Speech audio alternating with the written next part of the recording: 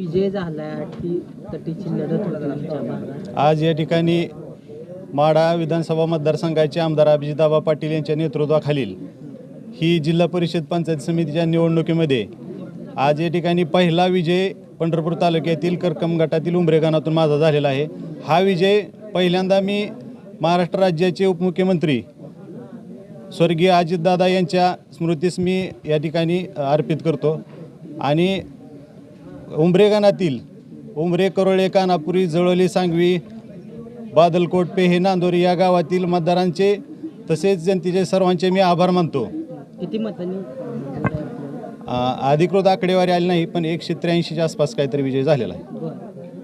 तिथं तानाशाही आली, हुकुमशाहीचा विषय आला. जनतेनं कसा ही निवडणूक खरे तर धनशक्ती विरुद्ध जनशक्ती होती आणि जनता माझ्या पाठीशी होती हे मला पहिल्यापासून जाणवतच होतं. आणि आज हा जनतेचाच विजय झाला आहे, सर्वसामान्याचा विजय झाला आहे. दहशतीवर निवडणूक गेलेली होती तिथं. आपण तर पत्रकारांनी सर्वांनी बघितलंय, सर्वांनी कव्हर केलंय तिकडलं, त्यामुळे सगळ्यांना माहिती आहे कोणाची दहशत होती काय, पण ती जनतेनं मोडीत काढली. काय विरोधकांना काय सल्ला द्याल?